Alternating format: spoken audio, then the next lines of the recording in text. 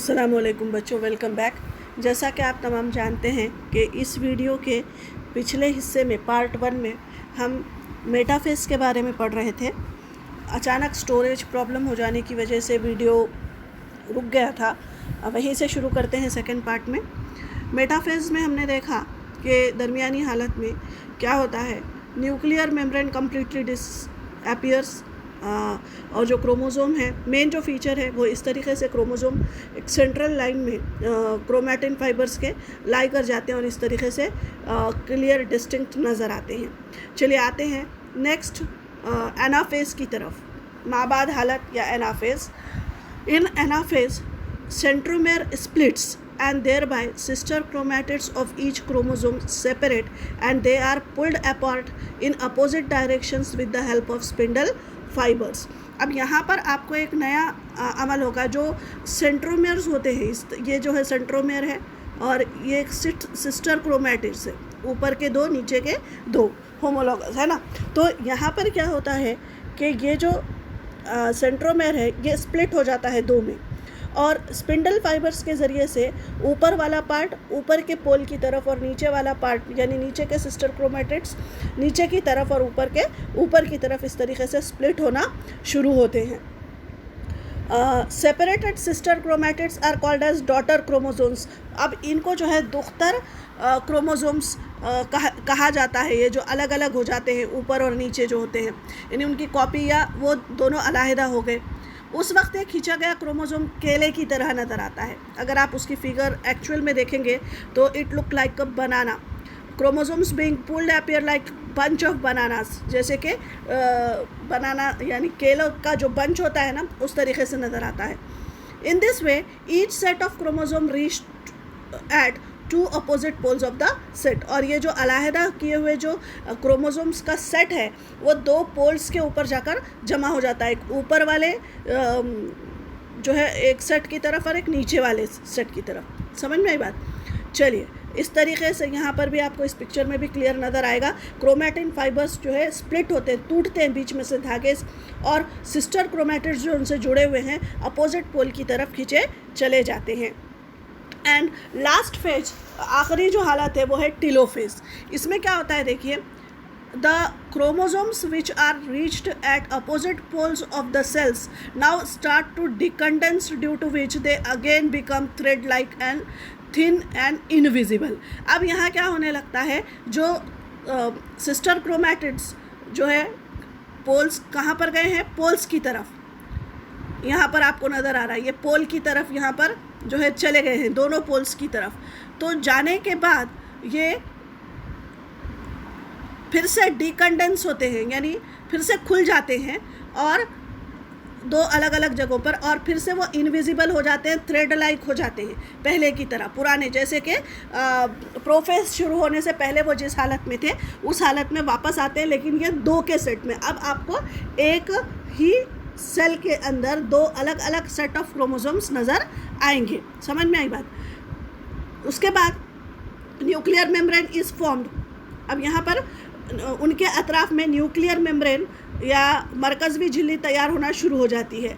Nuclear membrane is formed around each set of chromosomes reached at poles, जो कि poles की तरफ या जो है तैयार हो गए हैं, वो जमा हो गए हैं, उनके अतराफ में मरकज़वी झिल्ली तैयार होने लगती है। Thus two daughter nuclei are formed in a cell. अब जैसा कि मैंने बताया, एक ही खलिए में दो मरकज़ें आपको वाज़ेह नज़र आने लगते हैं। Nucleolus also appears in each daughter nucleus. Her daughter nucleus के अंदर आपको वहाँ पर न्यूक्लियोलस भी नज़र आएगा बाद में। उसके बाद स्पिंडल फाइबर्स कम्प्लीटली डिसअपीयर्स, और यहाँ पर आपको स्पिंडल फाइबर्स जैसे यहाँ पर नज़र आ रहे हैं वैसे यहाँ पर स्पिंडल फाइबर्स आपको नज़र आ रहे हैं क्या? नहीं नज़र आ रहे हैं। They get completely disappear. In this way karyokinesis completed and cytokinesis begin. और यहाँ पर जो हमारा माइटोसिस का जो फर्स्ट फेज़ है karyokinesis, that is division of the nucleus. यहाँ जैसा कि आपको नज़र आ रहा है, टीलोफेज में न्यूक्लियस कम्प्लीटली डिवाइड होकर दो डॉटर न्यूक्लियाई तैयार हो गए हैं। That means here karyokinesis is completed. और यहाँ जैसे ही कैरियोकाइनेसिस कंप्लीट होता है क्या ये जैसे आपको यहाँ पर नज़र आ रहा है, क्या तैयार हो जाता है? साइटोकाइनेसिस। साइटोकाइनेसिस यानी खलिए माए की तकसीम, the division of the cytoplasm starts. What happens during the cytokinesis? The cytoplasm divides by cytokinesis and two cells are formed which are called as daughter cells. Cytoplasm क्या होता है? यहाँ पर डिवाइड होना शुरू होता है इस तरीके से. अब यहाँ पर सेल मेम्ब्रेन है, ये अंदर जो है दो डॉटर न्यूक्लियाई आपको नज़र आ रहे हैं. अब ये जो बाहर का है, जो ब्लैक जो आपको ये सिकुड़ा हुआ नज़र आ रहा है, वो है आपका cell membrane. Cell membrane shrink होना शुरू हो गया है वहाँ पर, समझ में आ रहा? और जिसकी वजह से दो सेल्स, नए सेल्स हमको मिलने वाले हैं. In this process a notch is formed at the equatorial plane of the cell which deepens gradually and thereby new cells are formed. अब यहाँ पर आपको इनखेबास कहते हैं उर्दू में, और जो है अंग्रेज़ी में कहते हैं नॉच. तो ये जो है तैयार होता है यहाँ पर इस तरीके से ग्रूव, जिस ऐसे, यानी ये जो दो खलिए हैं,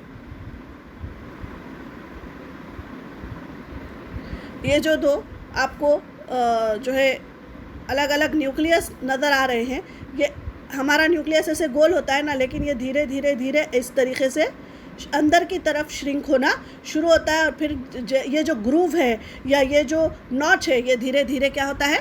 बढ़ता चला जाता है, जैसे कि यहाँ पर. और फिर एट लास्ट दे डिटैच्ड, यानी वो एक दूसरे से अलहदा हो जाते हैं. अलग अलग उनका न्यूक्लियर मेम्ब्रेन के अंदर न्यूक्लियोलस और क्रोमैटिन फाइबर्स और दूसरे सेल ऑर्गेनल्स उनके अंदर बढ़ने लगते हैं. इस तरीके से दो नए सेल्स तैयार हो जाते हैं. However in case of plant cell, लेकिन प्लांट सेल में ये नॉच के बजाय वहाँ पर सेल प्लेट तैयार होती है. अगर आपने प्रीवियस क्लासेस में प्लांट सेल एनिमल सेल का आपने डिफरेंस पढ़ा है, तो आपको पता है कि सेल वॉल होती है और सेल वॉल के ऊपर सेल प्लेट्स होते हैं इन प्लांट सेल. और वो जो प्लेट्स होते हैं, cell plates are used during the division of the cell. तो यहाँ पर जो है सेल जब डिवाइड होता है, जब न्यूक्लियर मेम्ब्रेन की झिल्ली नहीं, बल्कि वहाँ पर इसमें ग्रूव या नॉच तैयार नहीं होता, बल्कि वहाँ पर सेल प्लेट तैयार होती है और उसके ज़रिए से नया सेल तैयार होता है. ये हम किसकी बात कर रहे हैं? प्लांट सेल की बारे में. समझ में बात? And a cell plate is formed exactly along midline of the cell and thus karyokinesis is completed. और इस तरीके से उसमें खलवी तख्ती तैयार होती है और फिर खलिया तैयार होता है.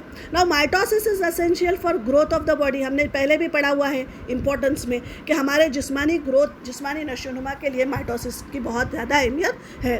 Besides, it is necessary for restoration of emaciated body, wound healing, formation of blood cells. हमारे जिस्म के जो है साख खलियात या जो है स्टेम सेल्स के ग्रोथ के लिए या उनकी तैयारी के लिए भी हमको जो है इस किस्म के माइटोसिस की ज़रूरत हमारे बॉडी में कंटिन्यूसली पड़ते रहती है. इसलिए mitosis is a very important life process in our body. यहाँ पर साइटोकाइनेसिस को बताया गया है किस तरीके से अंजाम पाता है, और एक फिगर के थ्रू एक समरी के लिए मैंने आपको समझाने की कोशिश की है. यहाँ पर एक जो है एक एक्स्ट्रा दिया हुआ है, interphase. It is the phase before starting the division of the cell. उसको इंटरफेस कहते हैं, यानी जब सेल डिवीजन के लिए तैयार हो जाता है उसको हम कहते हैं. फिर प्रोफेज है जिसमें कंडेंसेशन ऑफ जो है chromosomes takes place. They can be seen clearly like X, है ना, सिस्टर क्रोमेटिड्स के साथ. फिर मेटाफेज में वो सेंट्रल लाइन में अलाइन हो जाते हैं. नेक्स्ट एनाफेज में फिर उनके अंदर पुल होता है, स्पिंडल फाइबर ब्रेक होते हैं. टेलोफेज में दो डॉटर न्यूक्लियाई एक ही सेल के अंदर तैयार होते हैं. और फिर साइटोकाइनेसिस में साइटोप्लाज्म ब्रेक होता है और नया सेल तैयार होता है. तो इस तरीके से मैंने आपको फिगर्स के थ्रू और जो है थ्योरी के थ्रू समझाने की कोशिश की है माइटोसिस. इंशाल्लाह नेक्स्ट वीडियो में हम मियोसिस यानी तख्लीली तक़सीम के बारे में जानेंगे. तब तक के लिए अल्लाह हाफ़िज़. अस्सलामु अलैकुम.